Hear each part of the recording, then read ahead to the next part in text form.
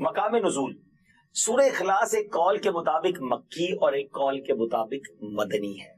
رکوع اور آیات کی تعداد اس سورت میں 1 رکوع اور 4 آیتیں ہیں۔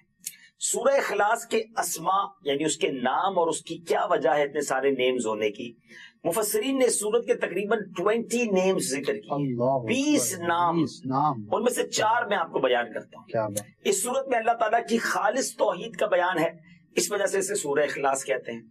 اس سورت میں یہ بتایا گیا کہ اللہ تعالیٰ ہر نقص و عیب سے بری اور ہر شرک سے پاک ہے، اس مناسبت سے اسے سورہ تنزیہ بھی کہتے ہیں۔ اسی طرح جس نے سورت سے تعلق رکھا وہ غیروں سے الگ ہو جاتا ہے، اس لیے اسے سورہ تجرید بھی کہتے ہیں۔ اسے پڑھنے والا جہنم سے نجات پاتا ہے، اس بنا پر اسے سورہ نجات بھی کہتے ہیں۔ کیا بات ہے!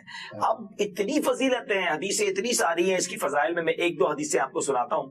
حضرت ابو سعید خدری رضی اللہ تعالی عنہ سے روایت ہے کہ نبی پاک علیہ الصلوۃ والسلام نے ارشاد فرمایا، کیا تم میں سے کوئی اس سے عاجز ہے کہ وہ رات میں قرآن مجید کا 1/3 حصہ پڑھ لے؟ صحابہ کرام علیہ رضوان کو یہ بات مشکل معلوم ہوئی، انہوں نے عرض کیا یا رسول اللہ صلی اللہ تعالی علیہ وسلم، ہم میں سے کون اس کی طاقت رکھتا ہے؟ آپ علیہ الصلوۃ والسلام نے ارشاد فرمایا، سورہ اخلاص 1/3 قرآن کے برابر، قرآن کے برابر۔ اٹ مینز اگر آپ 3 بار سورہ اخلاص پڑھ لیں، اتنی اللہ کی رحمت ہے کہ پورے قرآن کا ثواب مل جائے گا۔ سبحان اللہ۔ ایک اور حدیث پاک، یہ حدیث بھی بخاری شریف کی تھی، بخاری شریف کی ایک اور حدیث پاک، حضرت عائشہ صدیقہ رضی اللہ تعالی عنہا فرماتی ہے، نبی پاک علیہ الصلوۃ والسلام نے ایک شخص کو لشکر میں روانہ کیا، جب لشکر واپس آیا تو لوگوں نے کہا کہ حضور یہ شخص جو ہے یہ سورہ اخلاص نماز پڑھاتے ہوئے پڑھتے تھے، جب بھی نماز پڑھاتے سورہ اخلاص پڑھتے الحمد شریف کے بعد۔ تو جب نبی پاک علیہ الصلوۃ والسلام نے جب لشکر واپس آ کے یہ بات کی تو پیارے آقا علیہ الصلوۃ والسلام نے فرمایا، اس سے پوچھو یہ کیوں ایسا کرتے تھے؟ اچھا۔ تو انہوں نے جب لوگوں نے ان سے پوچھا تو انہوں نے کہا کہ یہ سورت رحمان کی صفت ہے، اس وجہ سے میں اسے پڑھنا پسند کرتا ہوں۔ سبحان اللہ۔ پیارے آقا علیہ الصلوۃ والسلام نے ارشاد فرمایا، اسے بتا دو کہ اللہ تعالیٰ اس سے محبت کرتا ہے۔ سورہ اخلاص سے محبت کرنے والے سے اللہ تبارک و تعالیٰ محبت فرماتا ہے۔ اب سورہ اخلاص نازل کیوں ہوئی؟ سبحان اللہ، اس کا جو بیک گراؤنڈ ہے نا، کمال کا بیک گراؤنڈ۔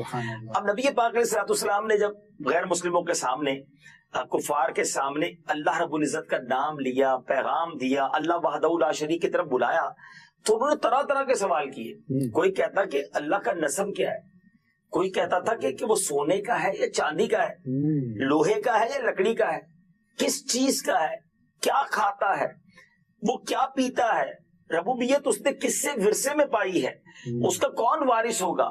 اس کے جواب میں اللہ تعالیٰ نے سورت نازل فرمائی اور اپنی ذات و صفات کا بیان فرما کر معرفت کی راہ واضح فرما دی، یعنی بتا دیا کہ اس کا کوئی شریک نہیں، اس کا کوئی والد نہیں، اس کا کوئی بیٹا نہیں۔ سبحان اللہ، کیا تفصیل کے ساتھ یہ مختصر سورت ہے مگر کتنی جامع ہے۔ تو بار بار پڑھیے، اس کے ترجمے پر غور کیجیے، اس کی تفسیر پر غور کیجیے، اللہ سے محبت بڑھتی چلی جائے۔ نبی پاک علیہ الصلوۃ والسلام نے ارشاد فرمایا، حضرت جابر رضی اللہ تعالیٰ عنہ اس کے راوی ہیں، کہ جنت کی کنجی نماز ہے اور نماز کی کنجی وضو ہے۔ سبحان اللہ۔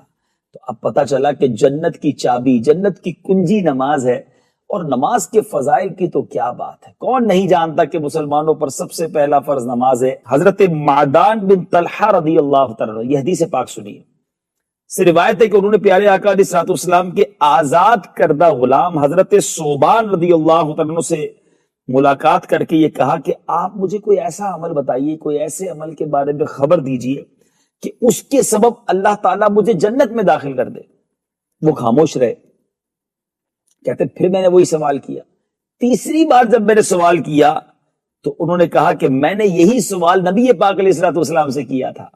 تو پیارے آقا علیہ الصلوۃ والسلام نے فرمایا کہ تم اللہ عز و جل کے لیے بکثرت سجدوں کو لازم پکڑ لو، کیونکہ جب بھی تم اللہ تبارک و تعالیٰ کے لیے کوئی سجدہ کرو گے، اللہ تعالیٰ اس کے سبب تمہارا ایک درجہ بلند فرما دے گا، تمہارے ایک گناہ کو مٹا دے گا۔ حضرت معدان رضی اللہ تعالیٰ عنہ نے کہا کہ اس کے بعد میں نے حضرت ابو دردہ رضی اللہ تعالیٰ عنہ سے ملاقات کر کے یہی سوال کیا کہ جنت میں لے جانے والا کوئی عمل بتائیں، تو انہوں نے بھی مجھ سے حضرت ثوبان رضی اللہ تعالیٰ عنہ نے جو قول فرمایا ویسا ہی کہا، اسی کے مطابق کہا۔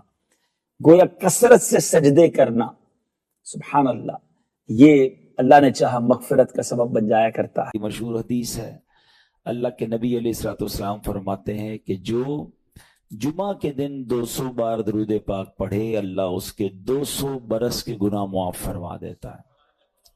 تو یہ ہمیں غور کرنا ہے اور ہمیں جمعے کے دن کثرت سے درود پاک پڑھنا ہے۔ آئیے مل کر محبت کے ساتھ بآواز بلند درود پاک پڑھ لیں۔ صلو علی الحبیب صلی اللہ تعالی علی محمد صلی اللہ علیہ وسلم۔ قرآن پاک کی وہ آیتیں جس میں رب کریم نے مومنوں سے براہ راست بات کی ہے، مسلمانوں سے براہ راست بات کی ہے اور فرمایا یا ایھا الذین آمنو، اے ایمان والو۔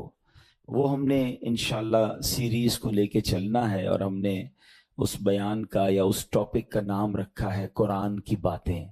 تو پہلی آیت ہم کور کر چکے تھے جس میں نبی پاک علیہ الصلوۃ والسلام کی شان بڑے شاندار انداز میں سورہ بقرہ کی وہ آیت تھی جس میں ہمیں یہ بتایا گیا تھا کہ اے ایمان والو پیارے آقا سے بات کیسے کرنی ہے، ان کو راعنا نہیں کہنا، ان کو انظرنا کہنا ہے۔ آج جو ہم نے آیت پڑھنی ہے قرآن پاک کی، جس آیت کو سمجھنا ہے، یہ بھی قرآن پاک کی سورہ بقرہ کی آیت ہے، پارہ نمبر 2 ہے اور آیت نمبر 153 ہے۔ بیوٹیفل آیت and so many good lessons from that آیت۔ اب وہ آیت کون سی ہے؟ بسم اللہ الرحمن الرحیم۔ یا ایھا الذین آمنوا استعینوا بالصبر والصلاۃ ان اللہ مع الصابرین۔ ترجمہ اس کا کیا ہے؟ اے ایمان والو صبر اور نماز سے مدد مانگو، بے شک اللہ صابروں کے ساتھ ہے۔ اب یہاں بہت خوبصورت باتیں ہمیں سیکھنی ہیں کہ صبر اور نماز سے مدد مانگو۔ قرآن ہمیں راستہ بتا رہا ہے کہ آپ کو ہیلپ چاہیے تو صبر اور نماز کے ذریعے آپ نے ہیلپ لینی ہے۔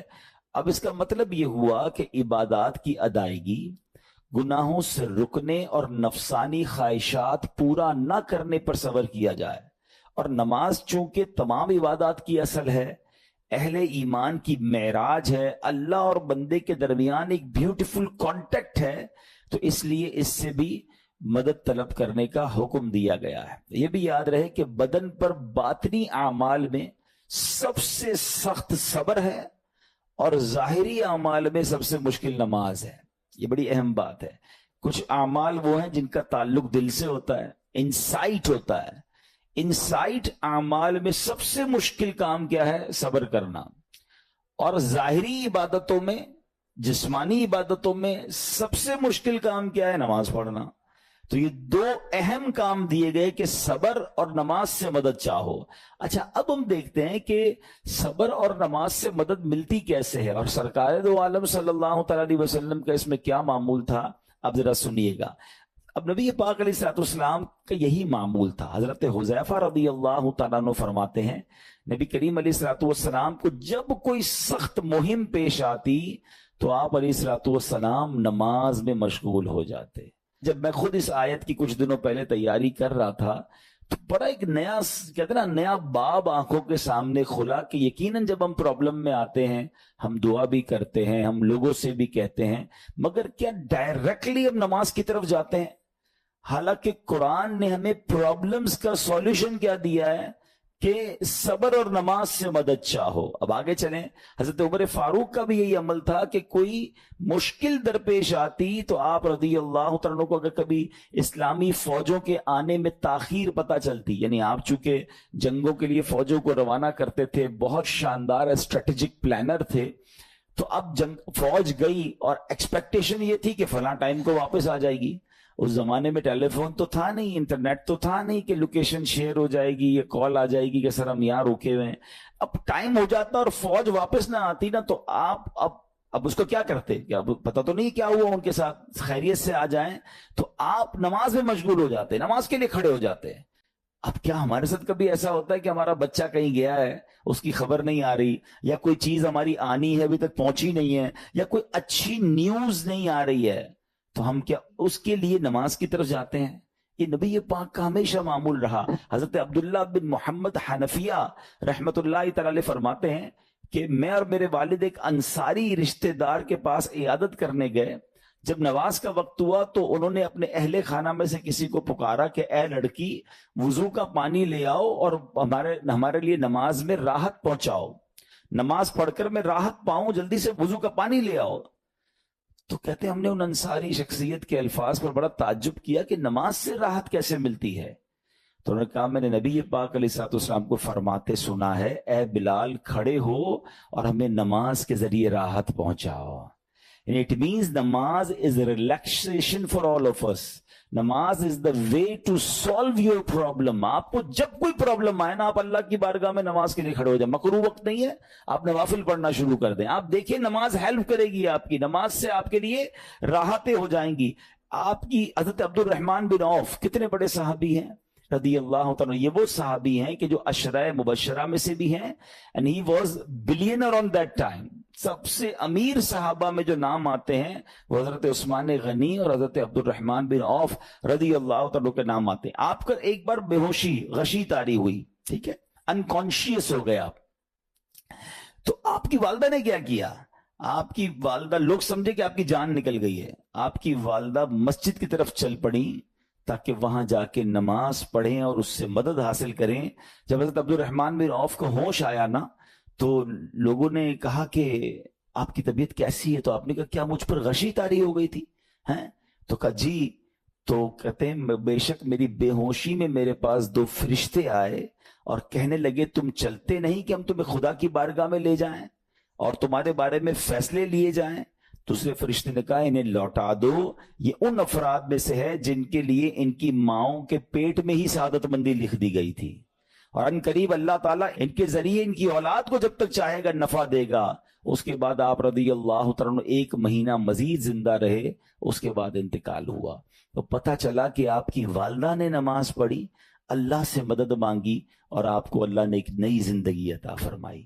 تو آپ اپنی زندگی میں اس پریکٹس کو آج اس آیت سے دیکھیں، ہم نے کرنا کیا ہے؟ ہم جب بیان میں آئیں تو صرف بیان نہیں سننا ہے، ہم نے اللہ نے مجھے کہا کیا ہے، ہم اس ٹاپک کو لے کے اسی لیے چل رہے ہیں نا کہ میرے رب نے ڈائریکٹلی مجھ سے کیا بات کی ہے۔ تو آج اس آیت میں یہ لیسن مل رہا ہے کہ جب کسی پرابلم میں ہیں، کلیمٹی میں ہیں، تو اللہ کی طرف جانا ہے اور نماز سے مدد چاہنی ہے۔ وَاسْتَعِينُوا بِالصَّبْرِ وَالصَّلَاةِ۔ اچھا اب آپ دیکھیں پیارے آقا کی نماز کی کیسی عادت تھی، بادل گرجتے تھے، آندھی چلتی تھی، کسی بری خبر کی اطلاع آ رہی ہوتی تھی، نبی پاک نماز کی طرف چلے جاتے۔ اچھا مجھے بتائیں نماز استسقاء کیا ہے؟ بارش نہیں ہو رہی ہے، پیارے آقا نماز پڑھا رہے ہیں۔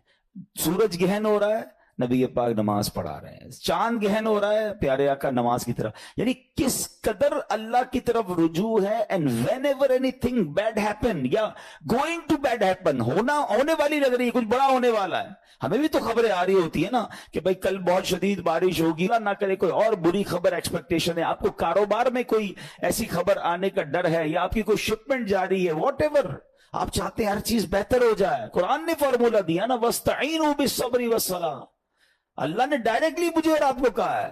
تو from now onwards make your practice کہ میں نے انشاءاللہ نماز سے مدد لینی ہے، اور آپ اپنی آنکھوں سے دیکھیں گے اور آپ اللہ سے عرض بھی کریں کہ اللہ تو نہیں قرآن میں کہا ہے مدد لے، میں نے کھڑا ہو گیا نماز کے لیے۔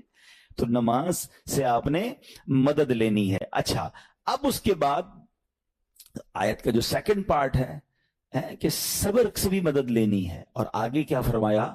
ان اللہ مع الصابرین، اللہ صابروں کے ساتھ ہے۔ سبحان اللہ، اس کا مطلب یہ ہوا کہ اللہ تعالیٰ اپنے علم و قدرت کے ساتھ ویسے تو ہر کسی کے ساتھ ہے، لیکن یہاں صبر کرنے والوں کا خاص ذکر اس لیے ہوا تاکہ انہیں معلوم ہو جائے کہ اللہ تعالیٰ ان کی مشکلات کو دور فرما دے گا۔ مگر کرنا کیا ہے؟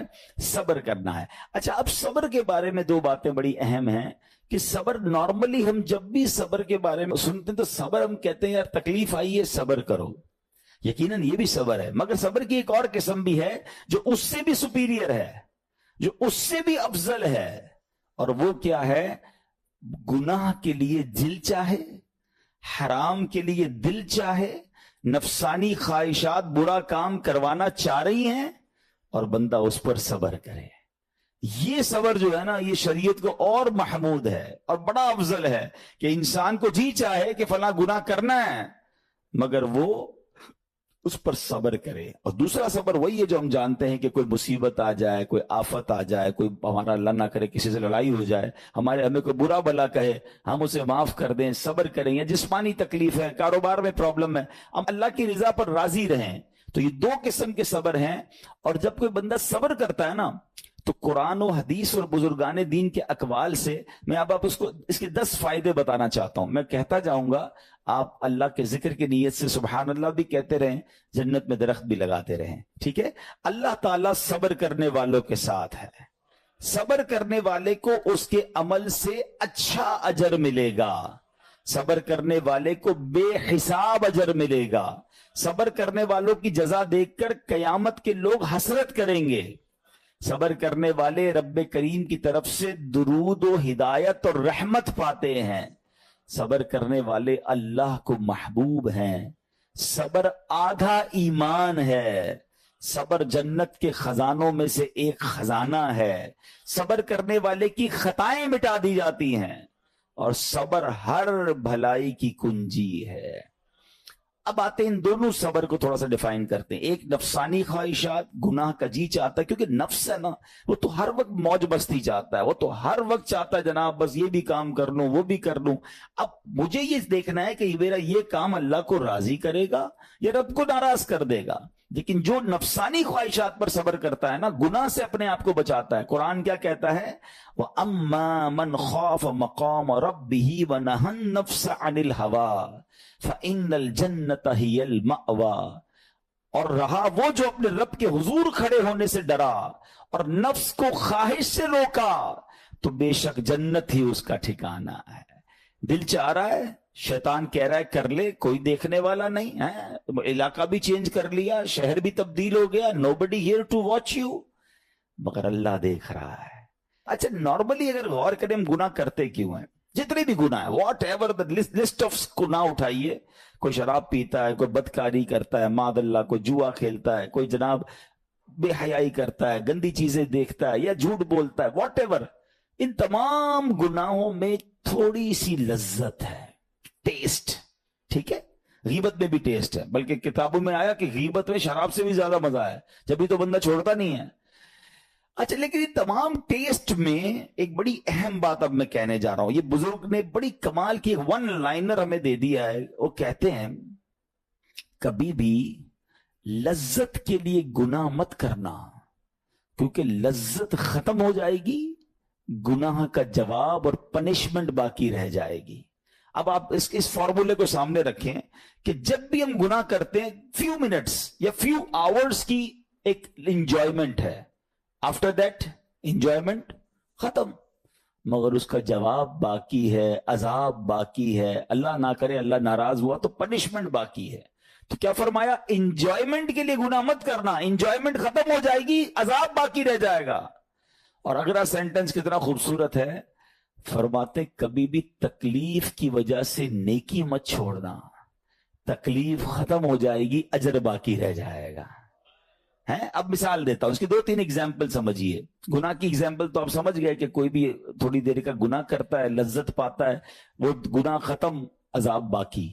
अब नेकी में क्या होता है? फजर के लिए उठना है, नींद आ रही है, दिल नहीं चाह रहा, आप उठे, आपने वजू किया, फजर पढ़ा, वो उठने की तकलीफ तो खत्म हो गई ना, वापस सोना तो सो जाइए, मगर फजर का अजर और सवाब बाकी रह गया है। रमजान के रोजे डिफिकल्ट हैं, लेकिन इफ्तार के बाद तकलीफ खत्म हो जाती है, हम खाते पीते हैं, मौज करते हैं, मगर सवाब बाकी रह जाता है। कभी कभी आपको कोई मस्जिद के में बुलाता है, यार चलो भाई बयान हो रहा है, इज्तिमा हो रहा है, कोई नेकी की बात हो रही है, नहीं यार दिल नहीं चाह रहा, आप आ गए, आधे 1 घंटा बैठे, फिर चले गए, वो आपका जो टेंशन था या प्रेशर था वो खत्म हो गया, मगर सवाब बाकी रह गया। तो अब इस फार्मूले को याद रखिएगा, जब भी गुनाह आपकी तरफ आए ना, आप सोचे कितनी देर का फायदा है? 1 घंटा दोस्तों के साथ बैठूंगा, बुरी बातें करूंगा, 2 घंटे फिल्म देखूंगा, 2, 2.5, 3 घंटे, बस। उसके बाद जवाब तो बाकी है ना, कयामत तक अल्लाह को जवाब देना पड़ेगा। नहीं यार, मुझे इंजॉयमेंट के लिए गुनाह नहीं करना है। और जब कोई नेकी का काम आए और आपको लगे यार दिल नहीं चाह रहा, मजा नहीं आ रहा, बोरियत होगी, छोड़ना यार, तो बंदा सोचे कितनी देर की नेकी है? आधे घंटे की, 1 घंटे की, बस 2 घंटे की, और सवाब बाकी रह जाएगा। Let's do it.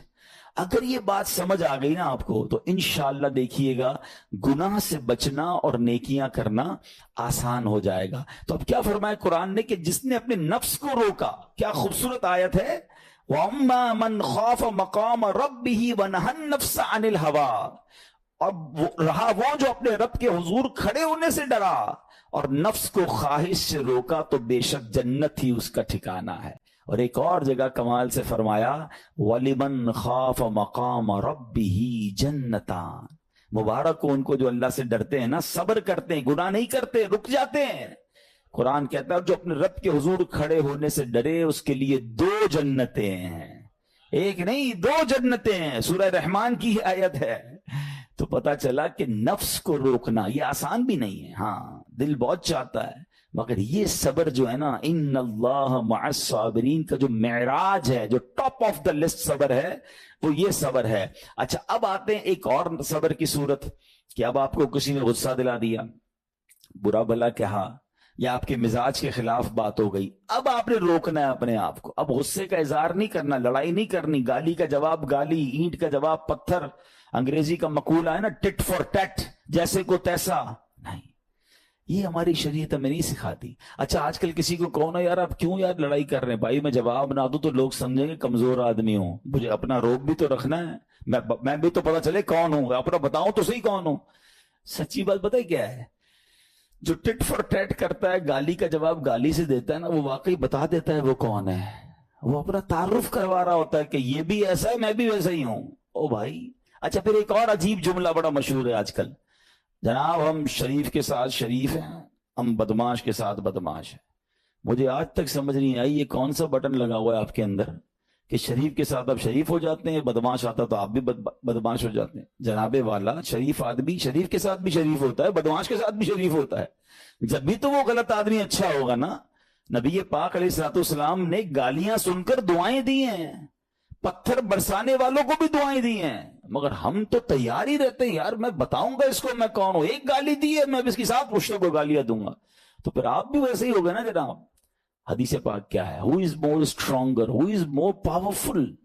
اللہ کے حبیب علیہ الصلوۃ والسلام فرماتے ہیں کہ بہادر وہ نہیں, یہ بخاری شریف کی حدیث ہے, بہادر وہ نہیں جو پہلوان اور دوسرے کو پچھاڑ دے, بلکہ بہادر وہ ہے جو غصے کے وقت اپنے آپ کو قابو میں رکھے. اصل بہادری یہ ہے. اللہ کریم ارشاد فرماتا ہے الذین ينفقون فی السراء والضراء والکاظمین الغیظ والعافین عن الناس واللہ یحب المحسنین. قرآن میں رب فرماتا ہے وہ جو خوشحالی اور تنگ دستی میں اللہ کی راہ میں خرچ کرتے ہیں. یہ بڑی خوبصورت بات ہے, یہ غریب اسلامی بھائیوں کے لیے بھی مدنی پھول ہے.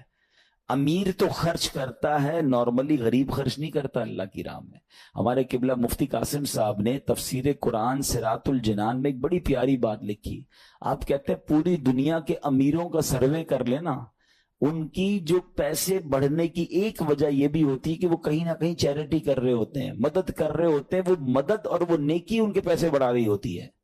اور پوری دنیا کے غریبوں کا سروے کریں تو ان میں سے بڑی تعداد وہ جو خرچ ہی نہیں کرتی اللہ کی راہ میں. کہتے ہیں ہم کیا خرچ کریں, ہم تو غریب ہیں, ہم پر لوگ خرچ کریں. میں آپ کو فارمولہ دے رہا ہوں اور یہ قرآن سے دے رہا ہوں. جو تنگی میں بھی اللہ کی راہ میں خرچ کرتے ہیں, جو خوشحالی میں بھی خرچ کرتے ہیں. آپ تنگی میں آپ روپیہ خرچ کریں, یہ نہیں کہتے آپ 10,000 روپے خرچ کریں, جتنی آپ کی حیثیت. یہ کاروبار ہے, آپ 1 روپیہ دیں گے اور آئے گا, آپ 10 روپے دیں گے اور آپ کسی نہ کسی نیکی کے کام میں خرچ کرتے رہیں, آپ غربت سے باہر آ جائیں گے. If you want to take out yourself from that problem, آپ آئے اللہ کی راہ میں خرچ کرنا شروع کریں. قرآن کہہ رہا ہے کہ جو تنگی اور خوشحالی میں اللہ کی راہ میں خرچ کرتے ہیں. اور اگلا پارٹ کتنا خوبصورت ہے, فرمایا وَالْكَاظِمِينَ الْغَيْظَ وَالْعَافِينَ عَنِ النَّاسِ, فرمایا اور غصہ پینے والے اور لوگوں سے درگزر کرنے والے. انعام کیا ہے, واللہ یحب المحسنین, اور اللہ نیک لوگوں سے محبت فرماتا ہے. اور پھر ہاں زندگی میں کلیمٹیز, پرابلم, بیماریاں, مشکلیں, قرآن خود کہتا ہے کہ ہم قریب تمہیں آزمائیں گے. کبھی بیماری آئے گی, کبھی بھوک آئے گی, کبھی مال کم ہو جائیں گے, کبھی ڈسٹربنس آئے گی, خوف آ جائے گا. تو بی ریڈی فار دیٹ، صبر کرنا ہے، کیونکہ اللہ نے فرمایا وبشر الصابرین، صبر کرنے والوں کے لیے خوشخبری ہے۔ تو اللہ کرے کہ یہ بات ہمیں سمجھ آ جائے اور ہم اس آیت پر عمل کرنے والے بن جائیں تو زندگی بڑی آسان ہو جائے گی۔ یہاں ایک میں عقیدے کی بات بھی کلیریفائی کر دوں، کچھ لوگوں کو بعض اوقات کنفیوژن ہوتی ہے یا لوگ کنفیوژن کریٹ کرتے ہیں۔ مجھے ایک بات بتائیے گا کہ اللہ کیا کہہ رہا ہے، وَاسْتَعِينُوا بِالصَّبْرِ وَالصَّلَاةِ، اے ایمان والو صبر سے اور نماز سے مدد چاہو۔ کیا صبر اور نماز خدا ہے؟ بتائیے، نہیں ہے نا، اللہ تو نہیں ہے۔ ہم صبر اور نماز کی عبادت تو نہیں کرتے۔ تو جب قرآن کہہ رہا ہے کہ صبر اور نماز سے مدد مانگو، تو غیر اللہ سے مدد مانگنے کا درس تو ہمیں قرآن دے رہا ہے۔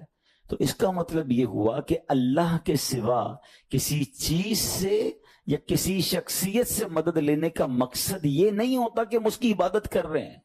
اگر آج کے دور میں کوئی اللہ کے نبی سے کہتا ہے کہ یا رسول اللہ انظر حالنا، یا بھر دو جولی میری یا رسول اللہ، تو یہاں کوئی شرک کی بات نہیں ہے، کیونکہ یہاں یہ نیت نہیں ہے کہ ہم ان کو خدا مان رہے ہیں، یا یہ بھی نیت نہیں ہے۔ ایک بات، ایک عقیدہ کلیئر کر دیتا ہوں، پوری دنیا میں عاشقان رسول کا یہی عقیدہ ہے کہ کوئی نبی، کوئی صحابی، کوئی ولی اپنی طرف سے کسی کو کچھ نہیں دے سکتا، وہ سب رب کے محتاج ہیں۔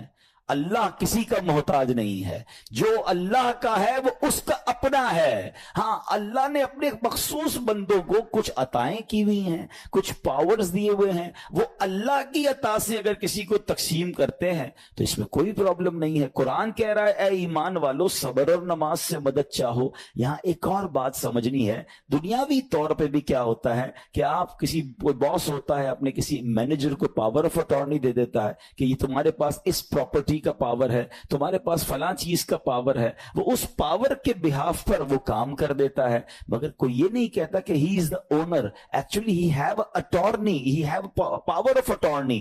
بالکل ہمارا بھی عقیدہ یہ ہے کہ اللہ نے اپنے کچھ مخصوص بندوں کو، اپنے پیاروں کو کچھ اختیارات عطا فرمائے ہیں، اور جب وہ ان اختیارات پر عمل کرتے ہیں تو ایکچولی وہ اللہ ہی کی عطا ہے۔ ہاں، دنیا میں اگر کوئی یہ سمجھتا ہے کہ کوئی شخصیت یا کوئی بزرگ یا کوئی اللہ والے اپنی طرف سے دیتے ہیں، رب کا اس میں کوئی دخل نہیں، تو یہ شرک ہے، یہ بات درست نہیں ہے۔ ہمارا سب کا عقیدہ یہ ہے کہ جو کچھ دنیا میں اگر کسی ولی، نبی، صحابی کے پاس ہے وہ رب کا دیا ہوا ہے، رب کی عطا ہے، رب ان کو دیتا ہے، رب کو کوئی نہیں دیتا۔ رب کے پاس جو کچھ ہے وہ اس کا اپنا ہے۔